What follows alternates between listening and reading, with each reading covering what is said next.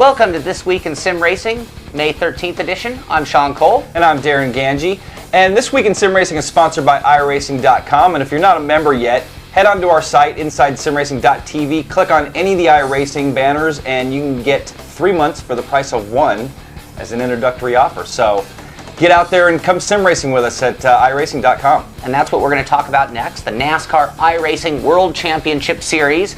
They headed their way to Darlington for round 7. Ray Alfalo would head to the track too tough to tame with points lead, hoping to make it 2 in a row after his win last week at Richmond. Defending series champion Richard Towler has had no luck this season other than bad, but was hoping this would be the week to turn things around for him. And with that in mind, Towler put his car on the pole with a 26.8, followed closely by Parker and Davies. As the race went green, Towler and Parker would stretch things out a little and then start running some blistering laps. By lap 37, the caution still hadn't happened, and the Towler-Parker Express had already put 13 cars a lap down.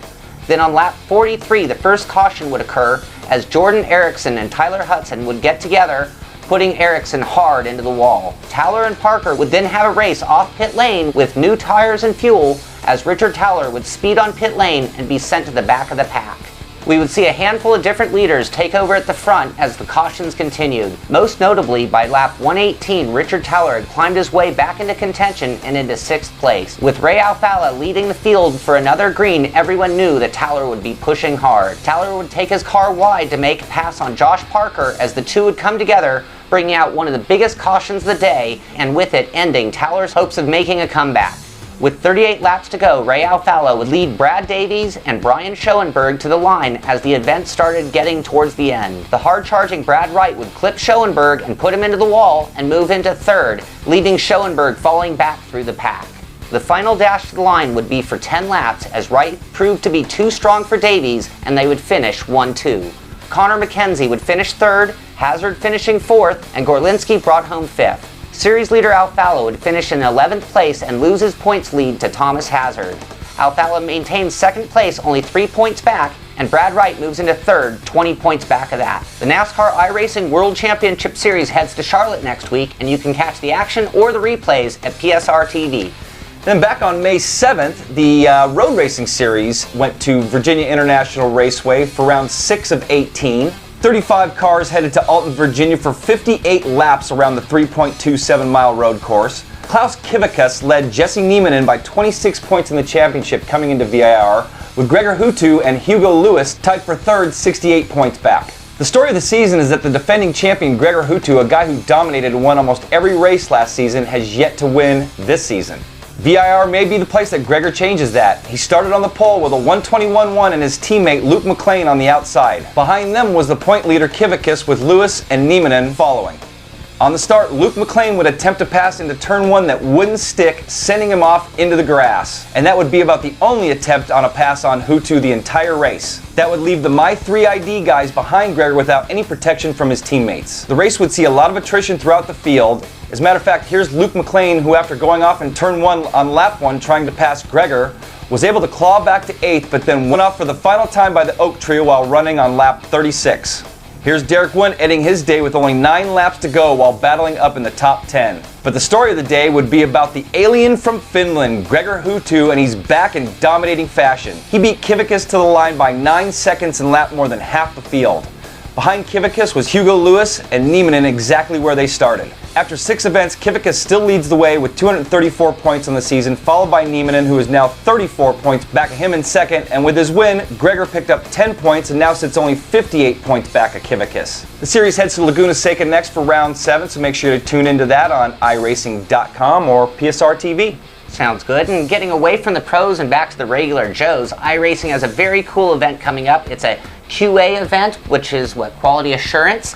And this is sort of a big test for the upcoming World Tour Indy 500 race. iRacing is offering free iRacing bucks to all who participate in the event. This will be a fun race. Yeah, and actually safety rating and I rating are going to be in effect, so got to be careful out there. You do, but it'll be held at the Okayama track driving the Miata MX-5 on Saturday, May 14th or tomorrow. Both the Miata and Okayama are part of the basic subscription or free content to all members, meaning any member can run in this event. If they get over 1,500 people, then everyone who runs will get $3 in iRacing bucks, and if they get over 2,000 people, everyone will receive 5 iRacing dollars, as well as the iTested award in their iRacing trophy room. Again, this is a test race to make sure they are ready for the 4,000 or 5,000 people likely to be in the World Tour Indy 500 event. So I'm hoping we can get more like 3,000 or 4,000 people for the event to really test their system out. Yeah, they really need to load test the system for these big events like that, and it'll benefit all of us. Matter of fact, we're going to be out there running too, so hopefully we'll see you guys out on the track this weekend. Definitely. Now on a completely different note, and on a very massive scale, sim racing has been seen by the masses. Yeah, in a very large scale, 200-foot plus screen or whatever it was at Charlotte Motor Speedway this last week. Dale Jr. was doing a demo. iRacing had a little rig set up, it looked tiny compared to that huge LCD or LED they had, but man, that was crazy. It was. I'm going to give him the award for the most obscene sim racing rig of all time. I don't see how anyone will beat it. Yeah, so is he going to do any races from there? That'd be pretty cool. He did a little driving. I don't know about racing. Last up in iRacing news, matter of fact, Tony Gardner just posted in the forum just this week that the Nationwide car with the new tire model is slightly delayed because they had a bug of, it was like bouncing on pit road or something, but they want to make sure that thing gets perfected before they put it out, and I don't blame them. I think that's the right thing to do. I'd honestly, because I'm waiting to run that season, I want to run the Nationwide this season, but you know, I'd like them to get it out, but I can see them waiting. Everyone wants to get their hands on that car though. Yep. So that's going to do it for the first half. When we get back, we're going to check out a patch for the endurance mod for rFactor, as well as we're going to finally give away that model for the Tamiya contest that we had a while back. We'll have that and more when we come back on This Week in Sim Racing.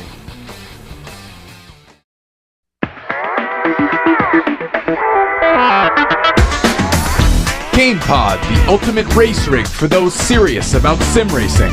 Puts you in the driver's seat with all the controls at your fingertips. Be number one on the road, in the race, in the game. GamePod, the choice of champions.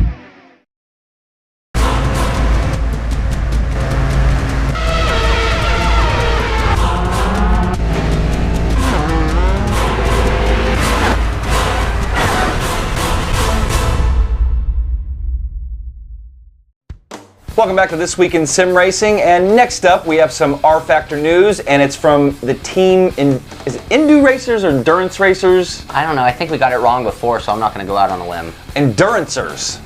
There you go. Team Endurancers. And before I get to the current news, a little history on this team. Team Endurancers released the Endurance Series mod back in August of 2009, and the initial version was packed with 11 incredible car models from the 2006 to 2008 Le Mans Prototype and GT series. It was patched a few times, and then in December of 2010, Service Pack 1 was released, and it included 6 new models. Now they've released a patch for Service Pack 1, and it was over 700 megabytes of goodies. And it addresses various little graphical issues, adds new ambient sounds, and best of all, added some physics changes. Some of those changes include corrected physics soft tire bug on a few cars, reduced understeering on all cars, especially on GT, increased low-speed drivability by increasing the mechanical grip, and the engine brake curve was decreased at low revs, updated aero on LMP cars, and updated engine curves. So I've tried a bunch of these cars now, and from all the classes, and they feel really cool, and the sounds are really cool, and I think it's about time we're going to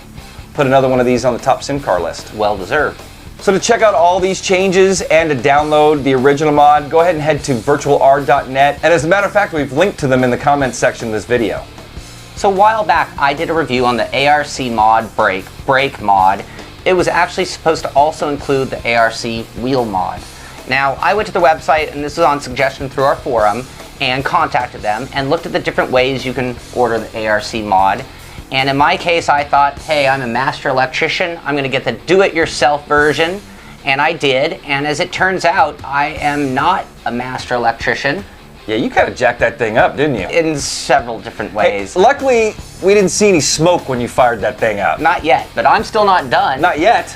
Well, I'm still not done, I guess. I've had some troubles. I've talked to the ARC guys. They actually were able to troubleshoot. I mean, I tore this thing up. They told me how to jumper, get around it, fix it. What do you know, it still didn't work.